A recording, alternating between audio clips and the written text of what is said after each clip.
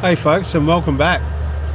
I'm on my way to a little regional town called Hamilton, and Hamilton's a really interesting little place because it's got some really cool little museums. So I'm going to head up there. I'm going to review the bakery in Hamilton because it's awesome, and we'll just discover a few really cool museums and iconic locations in Hamilton. But we've got this nice big train here. What's it got? 5 engines. So I suspect I'll be here for a while. It's going along pretty slow. All right, let's get into it.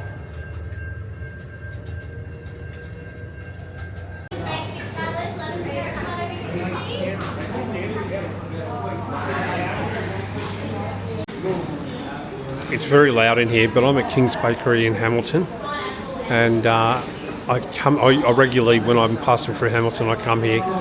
I had a pretty big queue to wait. They're really popular, like super popular.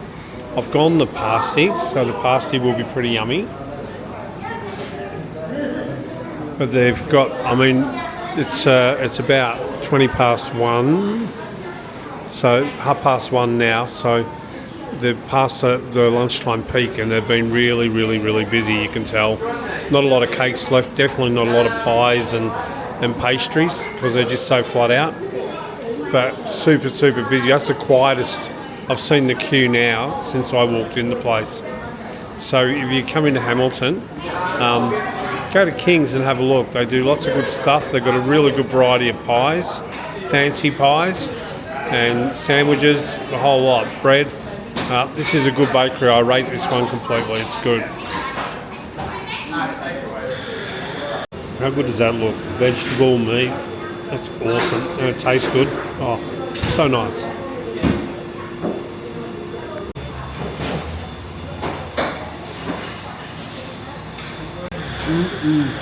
So you can tell King's, they're right on the corner opposite McDonald's.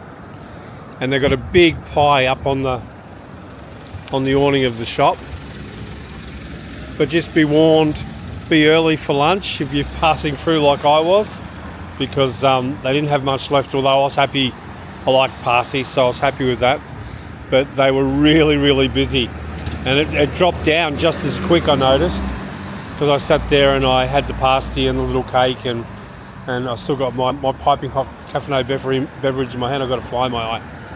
All right, let's go have a look at a car museum. All right, so I've arrived at the Campe Motor Museum, and although online it said it's open, it's not technically open, but luckily I came to the door because it actually says on the little sign here,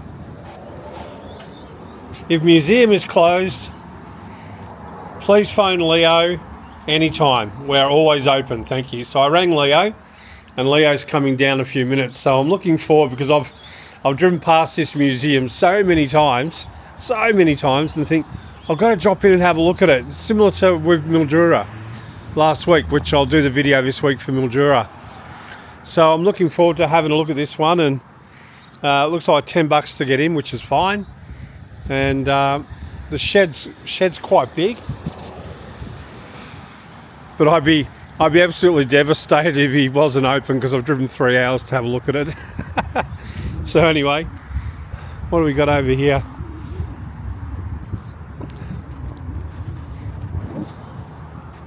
An old Holden, an old fuel or water tank, probably water, I'm guessing. Yeah, water. Yeah, it's water. Very cool. Right, well, we'll wait for Leo and off we go. I'm with Leo. Leo's opened up the museum for me, and he's going to give me a bit of background on it. So tell me about this museum, Leo. All privately owned by one man. 32 years of school buses he owned in Hamilton with his late wife. Also in the touring business, a coach up there with coaches on it. Drove around Australia with people, in Tasmania, everywhere. Took people all over the place. I was in that business for 30 odd years. Sold it all out about 15, 16 years so back, and they decided to build a big shed, put everything, all their collection under one roof. Wow. All this stuff you're seeing here has all been collected by that one couple over 50, 60 years of life together. Wow. Most of the vehicles here are on club registration. They'll all start, they'll all go. A couple of pride and joys at the shed. There's a big yellow Stutz here, built in America in 1929 with a straight 8 motor in it. Yep, I'll get that shortly. Over to me right, a Red Ansett Clipper bus, which was built in 1955 when Ansett had his business here in Hamilton. Done a daily run as a passenger cargo from here to South Australia, also to Melbourne and back up to the 1980s, 90s. Come back here in about 2000, you made a motorhome out of it. Oh, okay. You're welcome to go in and have a look through that, read about it on the table. The oldest vehicle you'll see in the shed is a 1915 Studebaker under the mezzanine there with a canvas top when the light comes on. From that era to the 1980s or so, he's only got 1 or 2 vehicles that cover a decade. That's the variety of vehicles to have to look in. Yep. Also, memorabilia, for the people look straight ahead and look down and take a look right up the top of the shed. Yeah, all the kettles. Look at that. Kettle on the other end. There's a lot of kettles. That's it. 150, 160. That's a lot of coffee, Leo. A lot of coffee. That's right. Steps up each end of that mezzanine there. Thank you. And I'll say to people as they go around, ask any questions, phone or camera, they're welcome to take photos. Lovely. Okay? Good on you, Leo. Thanks, buddy. All right, we'll get into it. All right, this is an amazing museum. Now, this one here is owned by one family, and they've put everything together over many, many years. You can see here there's an old fire truck here, looking really cool. The history of the people who own the collection, they own the local bus company. And there's a bus over the back here, I'll show you shortly. But they've got such a range of vehicles here, and it's not just vehicles. Up the top there, there's motorbikes. Lots of motorbikes. And I'll show you in a minute when I get it closer to a wall, but across the top of the entire shed on the top rung of the frame, it's got kettles, old electric kettles, hundreds of them. So I'll give you a brief look at that as well. So I'm going to wander through here. Now I'm going to do a more detailed video for my main channel, Dirt Road 4x4. But this one here is for the daily, just to give you guys a bit of a summary, because there is one other place I'd really like to go to after here. So it'll make it a very big day. I have a nose for Monaros. I got that little flag as well. So that's a HQ, that one there. A lot of old Holdens here. It's an old HT.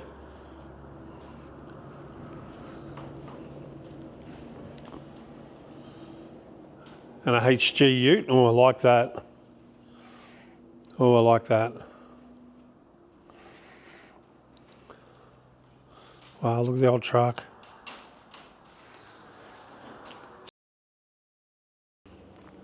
The entire collection is on club plates. So there is a reduction in registration. Got a couch in there, could have been a bed. Little fridge, microwave.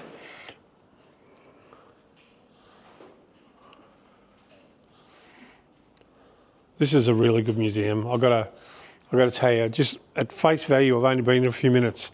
This is a really good museum. Now, I'll get up the top there. I don't know whether you can pick it out, but there's kettles all the way around the top, and they're all different that I can see. There's a few the same, but there's a lot of kettles. Another old bus, camp coaches.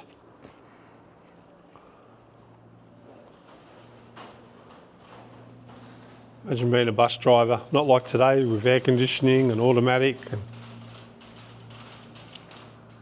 it's actually 2 buses there. Look at that one. Wow. And all the cabinets around the edges, there's lots and lots of memorabilia. So it's a museum in real terms. I'll go around this way.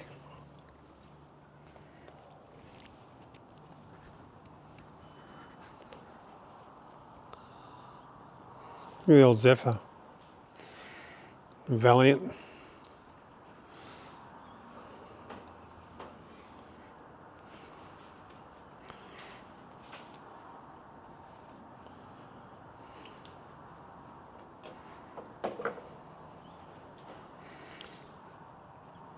The old P76.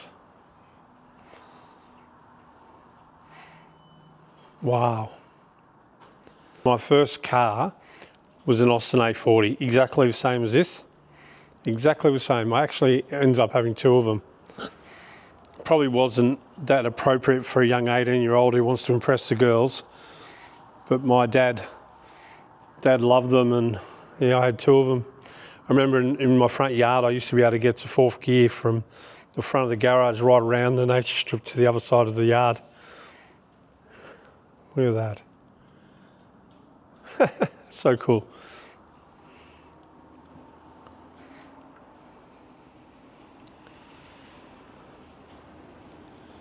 We're at the back of the fire truck here.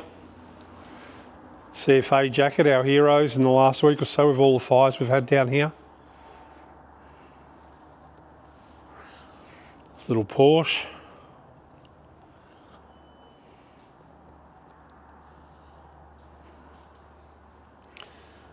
It'd be a Galant, I think. That's Rana.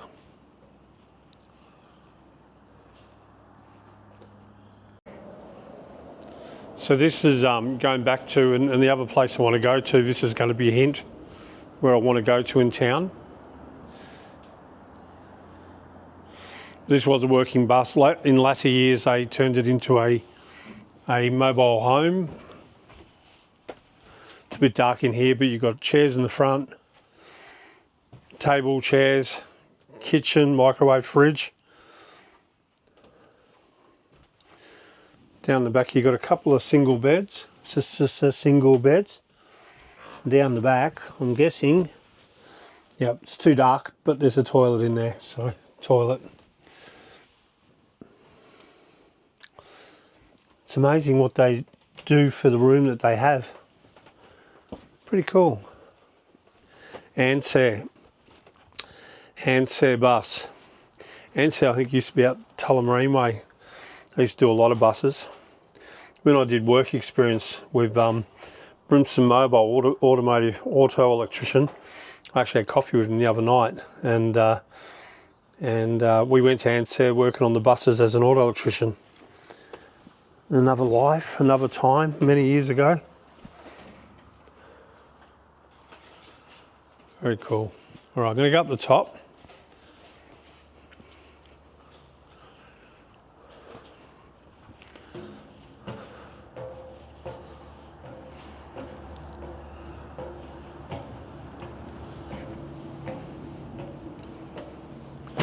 Wow. So I've got a heap of motorbikes up here. And they managed to get a whole bunch of cars up here. So there's another Austin there. Look at the Jeep. Hillman, the old Hillman.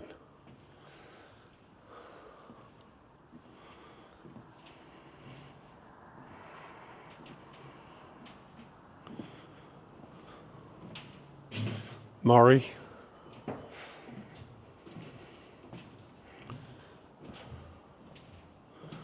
It's a few Morris there. Ford Prefect, look at that. And you couldn't have a museum without a VW or two. Corolla.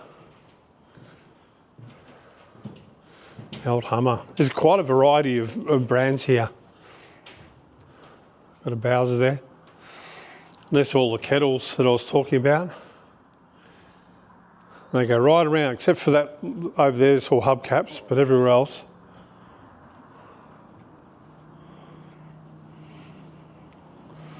This is a Butte museum.